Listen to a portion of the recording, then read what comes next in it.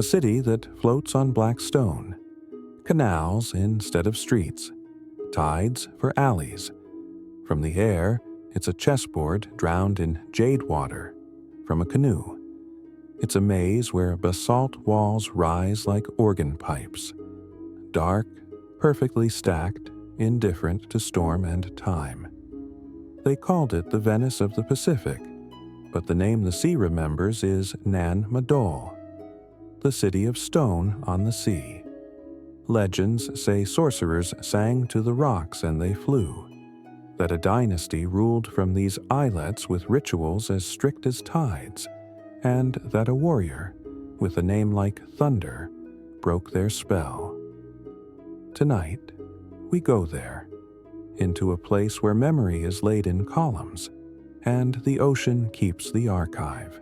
On the map, Pohnpei is just a green breath in a blue world. Micronesia's high island, ringed by reef, ringed by stories. Follow the island's eastern edge, the mangroves close in. The water lightens to mint, then to pale jade, and suddenly, geometry. Nan Madol appears as nearly 100 artificial islets, each a platform raised on coral fill, each faced with neat stacks of columnar basalt, those prismatic logs the island gives up when volcanoes cool and crack. At high tide, the canals are glass corridors, paddles whisper, fish flash silver, shadows of walls sink and rise. At low tide, the bones show, causeways lift their backs above the chop. Coral shines through thin water like frost beneath crystal. There were no wheels here, no oxen, no iron, only people, canoes, ropes, levers, patience, and a mastery of tide and reef that feels like choreography. A city, not against nature, but with it. Not on earth, but on water. Say the name Saudeleur, and you can hear the architecture in it. For centuries, this dynasty bound Pohnpei together, centralizing power in ritual, and ritual in stone. Nan Madol was their ceremonial heart, a stage where hierarchy became visible, audible, undeniable. Each islet spoke a role. Nandauwas, the great mortuary complex, a fortress rectangle of basalt beams laid in alternating courses, corners cross-notched so clean that even now you can trace the joinery with your fingertips. Inside, a raised funerary court, coral fill bright as moonbone, a platform where chiefs lay above the tide, closer to spirits and spray. Elsewhere, residence islets for priests and nobles, kitchens where bred fruit was pounded into paste, where taro steamed, where smoke seeped into stone and stayed. There were islets for safekeeping kava bowls, for welcoming delegations, for storing tribute that came by canoe, shell, bread fruit, fine mats, stories. Power in Nan Madol was not just held, it was performed. Processions along water lanes, conch shells stitching sound over the reef, torchlight trembling on basalt. The dynasty's logic was spatial. Keep allies close, keep rivals closer, keep the priesthood within arm's reach of the throne. In a world of scattered hamlets and forest paths, the Saudeleur built a visible center, and they put it where everyone must approach by water, on the dynasty's terms, at the dynasty's pace. Cities are born twice, once in the grit of work, and once in the silk of story. Nan Madol's silk begins with twins, Olisipa and Olosopa, sorcerer brothers who came over the horizon looking for a place to found a new cult, a place where breadfruit never failed, where the sea god would be pleased. They chose this lagoon, and as night fell, they sang, and the basalt flew. Rocks answered the chant, columns skimmed the water like black swans, stacking themselves into walls. You smile, because you know the day version. Quarries at the island's basalt cliffs, where cooling lava formed hexagonal shafts, work teams prying columns free, bundling them, sliding them over wet palm trunks, rafting them along the coast at the right tide, levering them up ramps, slotting corners, balancing weight on weight until the wall had a rhythm you could feel with your palm. But legends are pressure gauges. They rise when effort defies ordinary words. Tell a child, "We floated ton-heavy stone on canoes in tide," and you get a nod. Tell them the stones flew, and you get the scale right. And then there are other whispers, of a dragon beneath the reef who lent its back for the job, of winds that obeyed a chant, of a night when the columns hummed as they traveled, and the lagoon remembered the note. Archaeology names tools and roots. Legend names the feeling of holding a rope that bites your hands while an entire village pulls in time with the surf. Both are true, in different registers. Come closer. Let's walk the city. Nandauwas first. Its outer wall rises shoulder-high above a man, but from the canoe, it feels taller, because the water drops away outside. And inside, the coral fill lifts. Stand at the causeway and look at the corner joints. Log on log, the ends projecting like black teeth.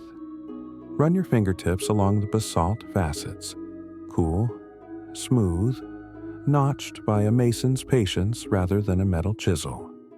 Inside, the funerary court.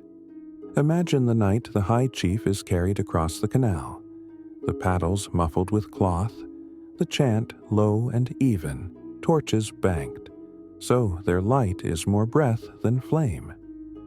To the west, residents' islets, pinering, panwi, priests' quarters, attendants' kitchens, courtyards of tamped coral grit that squeaks underfoot. To the south, preparation islets where breadfruit was pounded in rhythm, where smoked fish hung under eaves, where clay jars sweated on cool mornings. To the north, smaller platforms that feel utilitarian, storage, staging, quiet conversations. Cross a narrow canal and you reach Pan Kadira, ceremonial heart of kava brewing, bowls carved from breadfruit wood, the drink bitter, peppery on the tongue, the hierarchy visible in who drinks when, who holds the ladle, who speaks after the second round. Nan Madol's plan is not a Roman grid drawn against nature, it's a listening to reef and tide. Channels align with currents to flush clean, causeways rise just so to break swell. Islet faces are placed to catch breeze and tame glare. In day, walls throw shade strips ancient as monsoon. At dusk, they trap warmth at night. They echo voices in a hush you can almost see. You notice something else, the soundscape. Stone swallows noise. On water, a paddle tip can ring a wall with a soft bell if you strike it at the right angle. The city has acoustics, not accidental, but useful. Procession, proclamation, quiet conference. Each space has a tone. Look up.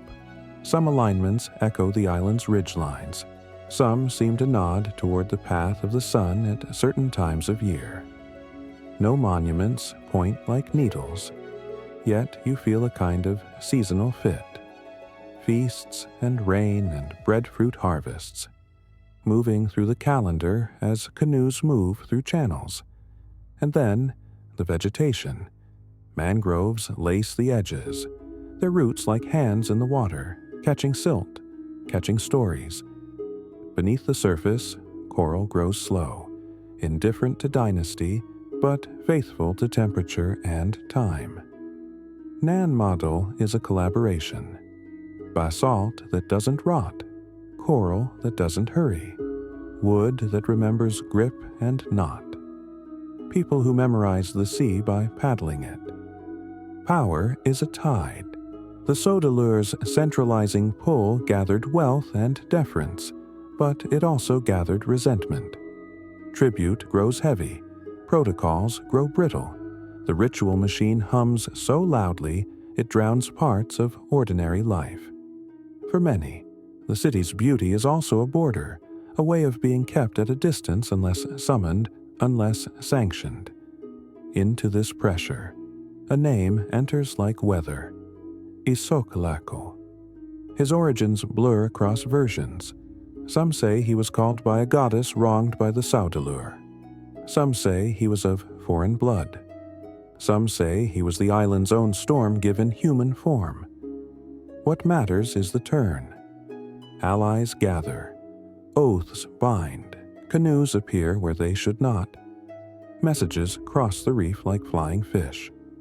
When the blow falls, it is less a single battle than a release. A drum whose skin finally splits. The Saudelure dynasty, the ritual master of Nan Madol, breaks. In the aftermath, the center cannot hold the way it used to. Cities seldom die with the trumpet, they thin. The first absences are small: one kitchen cold, one canoe tied elsewhere, a chant deferred. A wall collapses and no festival claims a workforce to repair it. Silt nibbles at a channel. Mangroves take the opportunity. Roots explore. Years pass, and the city is still there. Stone does not vanish, but its heartbeat changes from governance to memory. Centuries later, sails appear on the horizon. Navigators chart, missionaries preach, colonial officers count. Pohnpei becomes a line item in empires that change flags: Spanish, German, Japanese, American administration, each adding a layer of paper to an island that understands stone and tide better than ink. Outsiders sketch Nan Madol's plan, swap tales of Pacific Venice, take photographs where torches once burned, write in tidy hands about a place that refuses tidy conclusions. Archaeologists come with questions that fit in backpacks, measuring tapes, notebooks, trowels. They map the islets, date fragments of charcoal, bone, shell. On some platforms, they find evidence of elite burials. On others, middens rich with feasting debris.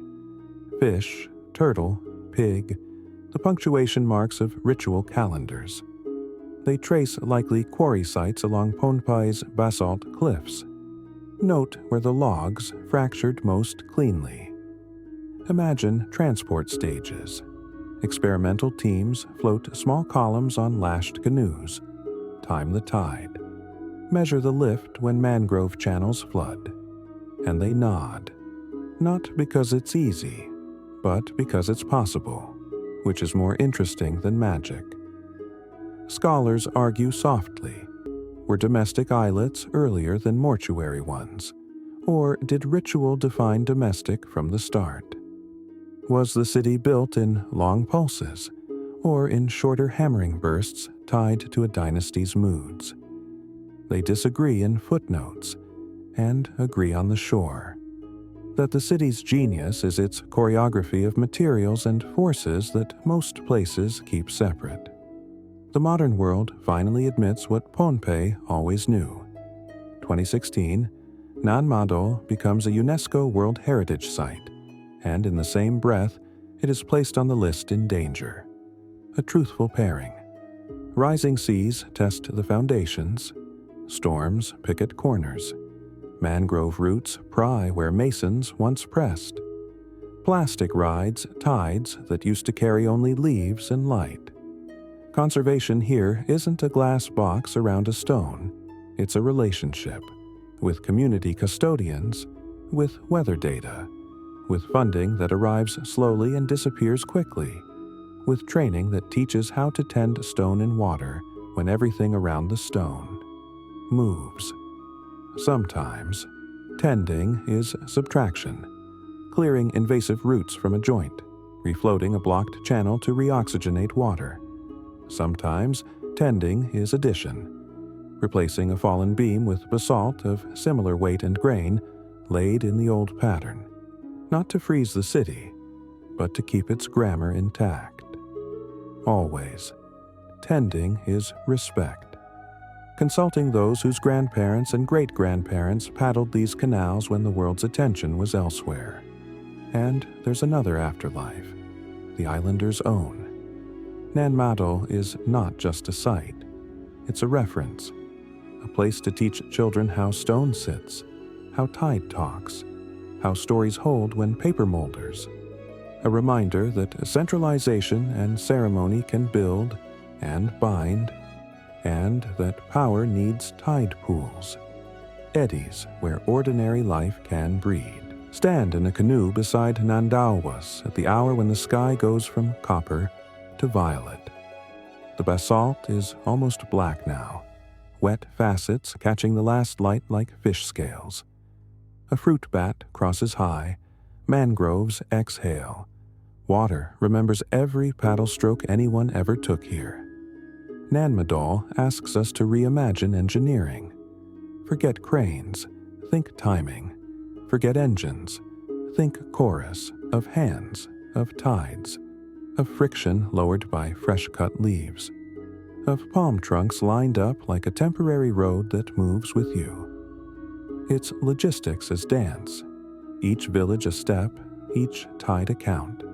It asks us to reimagine architecture. Walls are not just verticals and horizontals. They're breathers, places for shade and echo and spray. A city can be a set of lungs, inhaling tide, exhaling procession. It asks us to reimagine power. Ritual gives cohesion until it gives constraint. A dynasty can centralize a culture's energy, and then discover it has centralized its grievances too. The fall of Saut de l'Heure is not proof that ritual fails. It's proof that ritual must share the stage with the ordinary, the stubborn needs of gardens and gossip and naps and mistakes. It asks us to reimagine memory. Legends are not lies. They are compression algorithms, taking centuries of effort, loss, pride, and fear, and packing them into one sentence. The stones flew.